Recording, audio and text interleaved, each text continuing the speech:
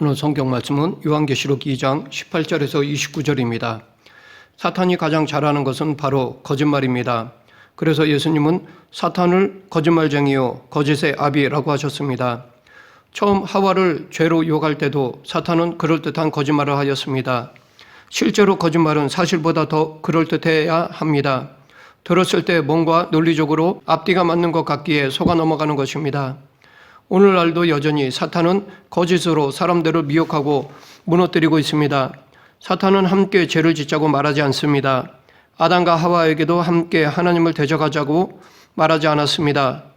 그저 그들의 입장에서 그들이 듣기 좋은, 듣고 싶어 하는 이야기를 해주었을 뿐이었습니다. 지금도 사탄은 그렇게 하고 있습니다. 우리가 생각하기에 좋은 것, 옳은 것을 추구하라고 우리를 부추깁니다. 하나님의 기준에 따르는 것이 아니라 우리의 기준을 세우라고 합니다. 이 유혹에는 죄가 숨겨져 있습니다. 오늘 우리가 살펴볼 요한계시록의 네 번째 편지에서는 특별히 관용의 죄를 볼 수 있습니다. 사도 바울은 너희 관용을 모든 사람에게 알게 하라 라고 말했기에 관용이 죄가 될 수 있을까라고 생각이 들 수 있을 것입니다. 그런데 죄라는 헬라어 하마르티아는 관역을 맞추지 못한 것을 의미합니다. 즉 관역에서 벗어난 것입니다. 그 중에는 관역을 넘어서는 것도 있습니다. 이것은 곧 하나님의 기준에 미치지 못하는 것도 죄지만 하나님의 기준을 넘어서는 것도 죄라는 것입니다. 이런 면에서 맹목적인 관용도 죄가 될 수 있습니다. 이 맹목적인 관용은 상대주의로 흐를 여지가 큽니다. 그러하기에 관용주의자들은 절대 진리를 인정하지 않는 경향이 있습니다. 그들은 맞고 틀림, 옳고 그름은 없고 오직 다름만이 존재한다고 주장합니다. 이것이 겉으로 보기에는 서로를 인정하고 존중하는 것 같지만 이것이 사탄이 주는 거짓말입니다. 이런 관용주의자들은 자신들만이 우월하다고 생각하는 기준을 가지고 다른 모든 사람들을 판단하기 때문에 오히려 교만한 자들이라 할 수 있습니다. 자신의 생각이 맞기 때문에 다른 사람들이 그것을 받아들여야만 하고 그렇게 하지 않는 사람은 미개하게 봅니다. 관용이라는 명목으로 성경에서 말하는 죄에 대해서까지 적용하려는 것은 관용의 죄입니다. 하나님께서 미워하시는 죄를 용납하는 관용은 사탄의 거짓말입니다. 그런데 문제는 세상은 계속해서 이렇게 흘러가고 교회는 그런 세상 속에 있다는 사실입니다. 그러하기에 교회는 세상적 세계관으로 많은 압박을 받습니다. 그리스도인들을 차별적이고 독선적이고 사랑이 없는 이기적인 사람들로 취급합니다. 이런 압박 속에 교회는 어떤 선택을 해야 할까요? 오늘 본문에 나오는 두아디라 교회가 바로 이런 상황에 있었다고 봅니다. 이 편지를 통해 오늘날 죄에 관대할 것을 강요받는 교회가 어떤 선택을 해야 하는지에 함께 생각해 보고자 합니다.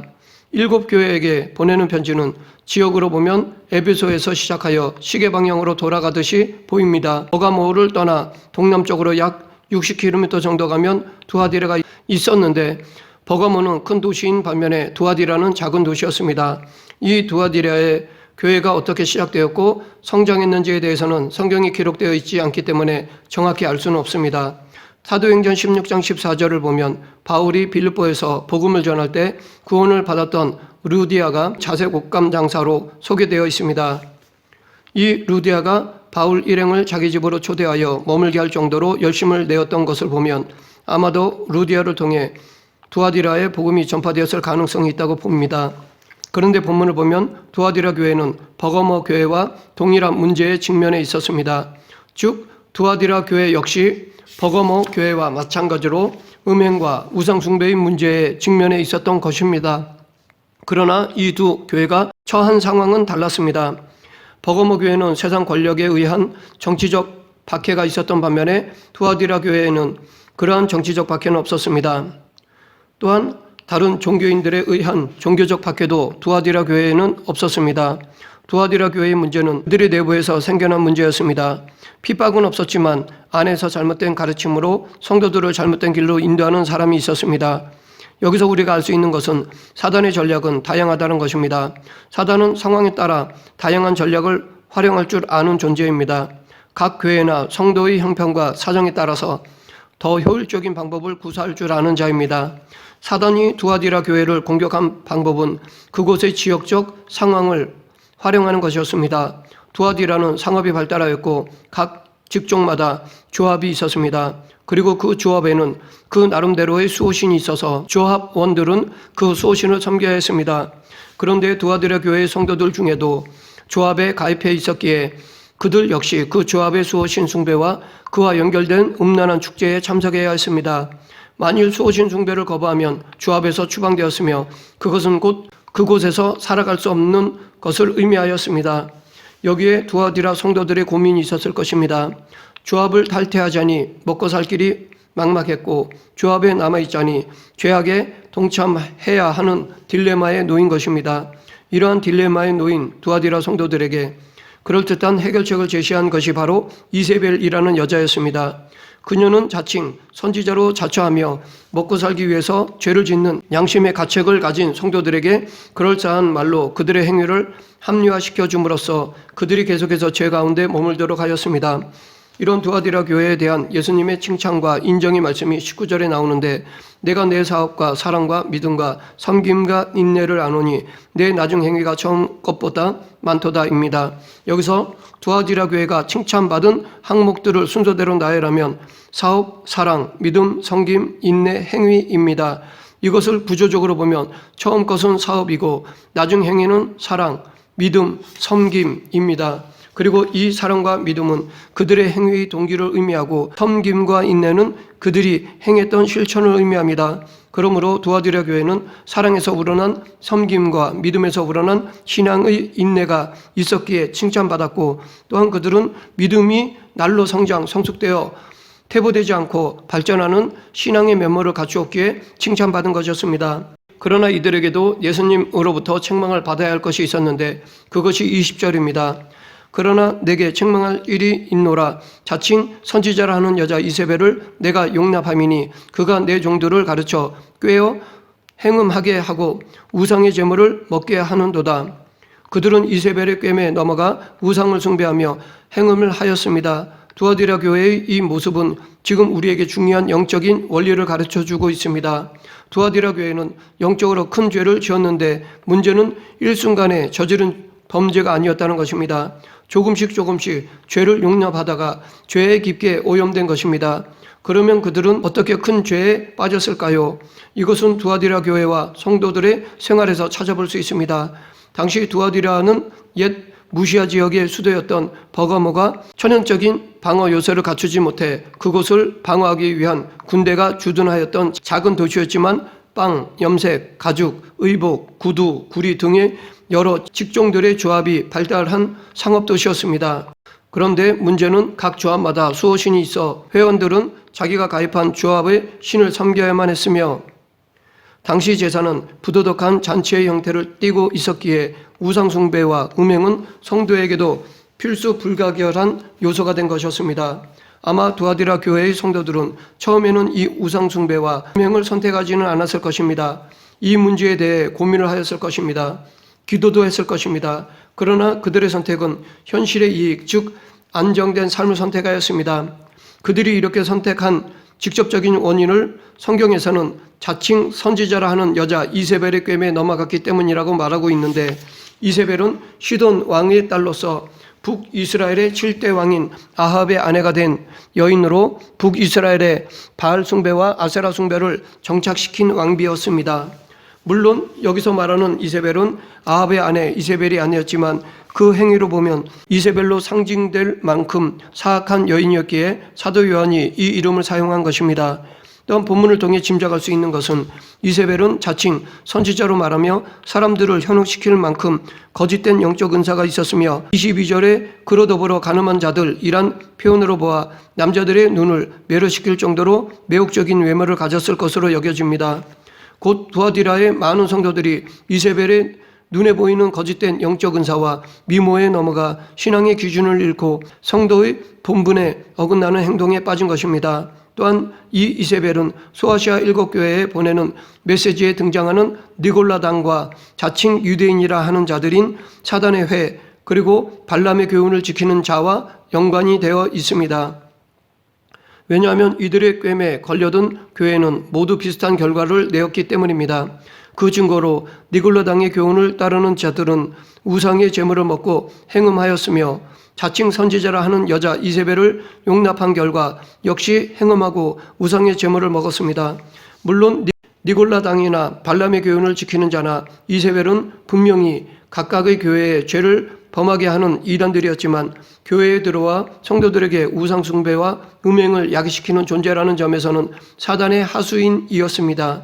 이런 두아디라 교회에 대한 예수님의 안타까워하시는 마음을 우리는 21절에서 찾아볼 수 있습니다.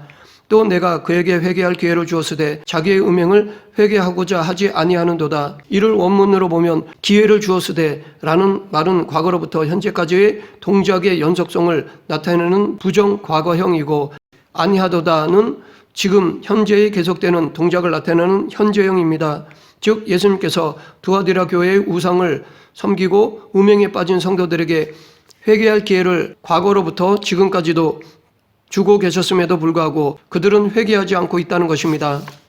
계속해서 예수님은 22절 볼지어다 내가 그를 침상에 던질 터이요 또 그와 더불어 간음하는 자들도 만일 그의 행위를 회개하지 아니하면 큰 환난 가운데 던지고, 여기서 침상으로 번역된 클리네는 침대뿐 아니라 식탁, 관 등과 같은 다양한 뜻을 지니고 있지만 여기서는 병상으로 봐야 할 것입니다.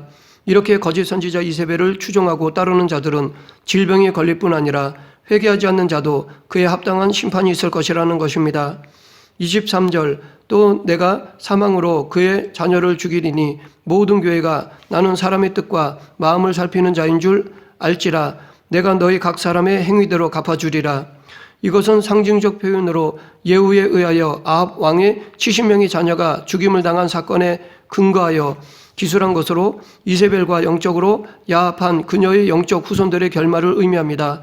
즉 이세벨을 추종하고 따르는 자들은 그에 합당한 철저한 심판을 받을 것이라는 것입니다. 이들과는 달리 두아디라 교회 성도들 중에서도 믿음을 지킨 성도들에게 주신 말씀이 바로 24, 25절입니다. 먼저 24절 두아디라에 남아있어 이 교훈을 받지 아니하고 소위 사탄의 깊은 것을 알지 못하는 너희에게 말하노니 다른 짐으로 너희에게 지을 것은 없노라. 여기서 말하는 사탄의 깊은 것이란 하나님의 은혜를 충분히 식별하기 위해서는 악의 깊이를 먼저 알아야 한다고 생각한 당시 영주주의자들의 주장에서 온 말이거나 혹은 이세벨이 자기 스스로는 하나님의 깊은 것을 안다고 하지만 실제로는 사탄의 깊은 것을 알고 있을 뿐이라는 의미입니다. 이 두 가지 견해 중 어느 것을 취하더라도 사탄의 깊은 것은 결국 신실한 두아디라 성도들을 음행과 우상숭배로 이끈 것이란 것에서는 차이가 없습니다. 또한 다른 짐이란 문맥을 생각해 볼 때 이단 사상에 물들지 않은 자들에게 주님은 이미 그들이 지키고 있는 사랑과 믿음과 섬김과 인내 및 거짓 교훈을 쫓지 않는 것 이외의 짐은 더 이상 지우지 않겠다는 것으로 보아야 합니다. 이것은 곧 두아디라에 남아있는 순결한 성도일지라도 완벽하고 완전한 성도는 아니란 것입니다. 아직도 부족한 점이 있고 연약한 부분이 있고 훈련받아야 할 부분이 있다는 것입니다. 그럼에도 주님께서는 그들을 더 혹독한 훈련으로 내몰지 않겠다는 것입니다. 이것이 주님께서 우리를 양육하는 방법 중에 하나입니다. 계속 주님의 양육에는 템포가 있습니다.